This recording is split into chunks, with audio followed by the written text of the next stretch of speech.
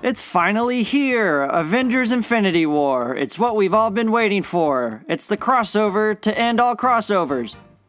Until Avengers 4 comes out. If you thought the other two Avengers movies were massive, then you're wrong, because that's nothing compared to this movie. You know what happens. Thanos is out to get the Infinity Stones, and the Avengers have to stop him. That's all I'll tell you. Everybody who didn't want to be spoiled already saw the movie. Literally. Like, it got a shit ton of money on opening weekend. If you haven't seen it, then, dude, I seriously hope no one spoils the movie for you and ruins your experience, because that's such a dick thing to do. If you're not interested in Marvel movies, then why are you watching this? I'll go ahead, save you some time. This movie's not for you. You will most likely not like it. And don't worry, if you are watching this and you haven't seen the movie yet and you're interested, I'm not gonna try to spoil anything. And I say try because I'm sure some people probably think the smallest thing can be a spoiler. So let me go ahead and say that this movie felt more like moments and not so much a 3-act structure. I mean, yes, there is a cohesive story, but it felt like it didn't follow the 3-act structure. The movie just felt like 2.5 hours of non-stop fighting with little funny banter moments sprinkled throughout. And you know, Thanos pops up too every once in a while and does Thanos shit. You would think that this is a big problem for the movie, and I do have some slight issues with this, but I'll get to that later. But overall, I thought, you know, having so many different stories actually worked for this movie. Part of that is because of how attached you can get to the characters from these past movies. You know, you had 10 years of development for most of these characters, so you're definitely going to get attached to them. It seems a little random to see which characters get paired up, but I thought the Russo brothers gave the movie opportunities to add little banter and jokes between characters we wouldn't have imagined. It's unique about Infinity War. You can say, oh, well, this was unique about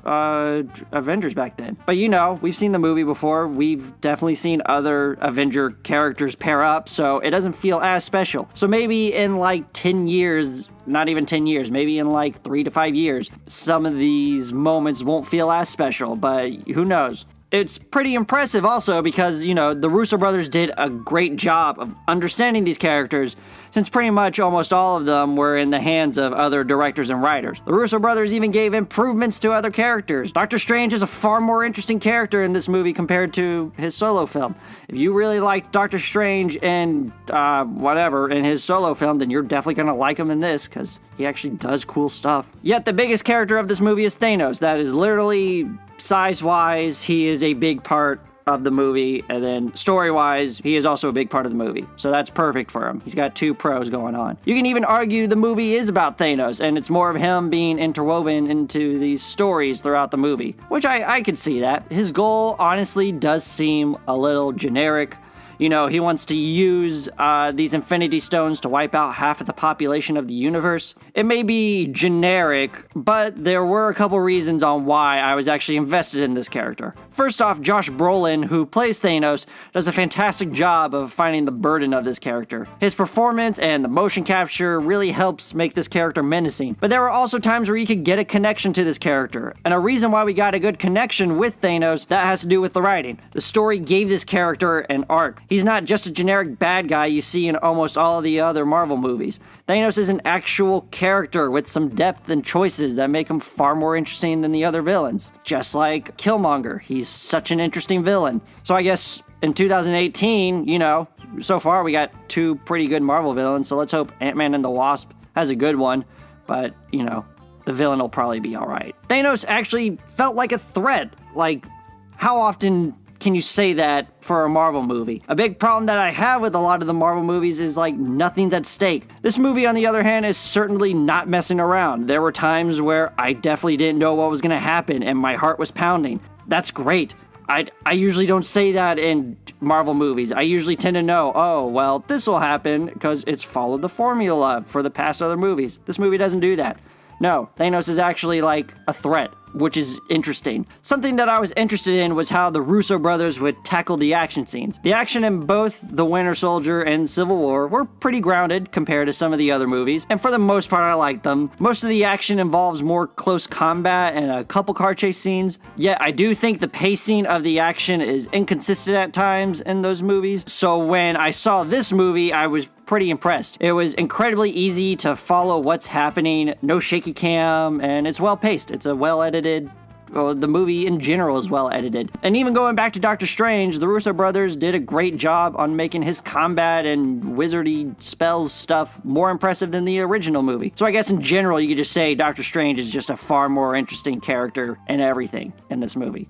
I said earlier that it's pretty much action for 2.5 hours, so the Russos being able to do that, plus telling like 6, 7, 8, 9, however many stories is incredibly impressive. You would think that the pacing of the movie in general would be a cluttered mess because of so many plots and characters, but surprisingly enough, I never felt the pacing drag at all in this movie. I was on the edge of my seat the entire time. Like I said earlier, I never knew what was going to happen. The movie knows exactly when to cut back to another storyline. It helps the intensity and builds up to the climax. Yet, because this movie is a lot of action, and there are a lot of characters, the movie doesn't really give time to develop these characters. It's pretty much, bam, these characters show up, and boom, they gotta do some fighting. You can definitely argue that, we had 10 years of developing these characters, and you're absolutely right, I even said that earlier. But there are hardly any actual arcs for these characters, minus Thanos. I think out of everyone in the cast, there were only a few heroes and Thanos who had an arc, but that's about it. And it's understandable. Captain America certainly didn't have an arc. Heck, he wasn't even in the movie as much as some of the other characters. One example I can give is the relationship between Vision and Scarlet Witch. The movie mentions their romantic relationship, but there isn't much time to show it because we have so many other characters to bring up throughout. Their love is important to the story, but there isn't as much emotion as I would hope. But then again, this is half a story. We got another Avengers coming out next year, so maybe by the end of the next movie, there will be more of an arc for these characters, but who knows? Maybe the next movie will fix some of my problems that I have in this one, or maybe it will hurt some of the things I liked in this movie. Who knows? I have a small gripe with the visuals as well. It's not too big because sometimes I thought the visuals looked pretty good. Thanos looked real and didn't look like a CGI video game boss monster thing from some other crossover movie that I'm not gonna say. I was more impressed when there were more close-ups of Thanos because you could see more details in his skin, you could see the pores and the wrinkles. Yet when you see Tony Stark in his Iron Man suit and Peter Parker in his Iron Spider suit, you could definitely tell that it is basically a floating head and some sort of mocap suit. And I had this problem with Civil War, and I have it again. So if you thought the effects in Civil War were a little iffy, you're probably gonna think that a couple times in this movie. As for Silvestri's score, it's fine. I mean, nothing entirely stood out except for one moment towards the end that I kind of liked. But other than that, it's nothing really worth mentioning. It's better than some of the other scores, I'll say that. But at least as of right now, it's definitely not in the top 5. But I guess next time I watch this, I'll try to pay more attention to that. One thing that I'm curious about is how much will I enjoy this on a second viewing or in any viewing in the future. Especially when we have a lot more time to reflect on this movie. Because we're definitely on a hype train right now, and it's the hype train's gotta slow down eventually. It's happened with pretty much every comic book movie where I feel way less fascinated with what's happening because of the shock value, and I notice a bit more of the formulaic stuff that they do in every other Marvel movie. So who knows, maybe by the end of the year I probably won't like it as much, going based off of how I felt with a lot of these other past movies. But then again, this movie doesn't follow that formula, and my heart was pounding a lot through the movie. So, I don't know. Whatever, let's just go to the conclusion.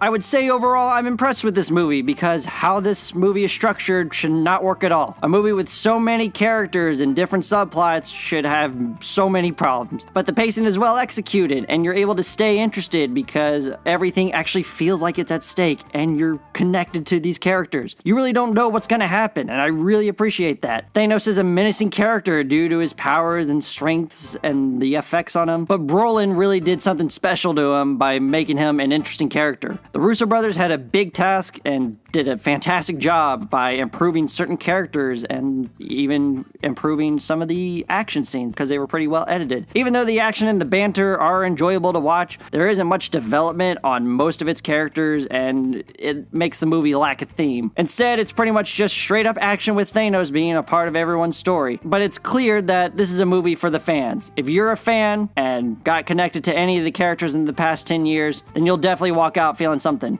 I know I did. And I appreciate Marvel for doing something that I couldn't predict at all. And who knows how we will feel about this after all the hype goes away. But I can certainly say that I am incredibly excited for the next one because I have no idea what's gonna happen. I mean, I'm sort of excited for Ant-Man and Wasp, but like, I don't care about that. Show me Thanos and all of that stuff. I'm gonna give it an 8 out of 10. So thanks for watching. If you like, subscribe.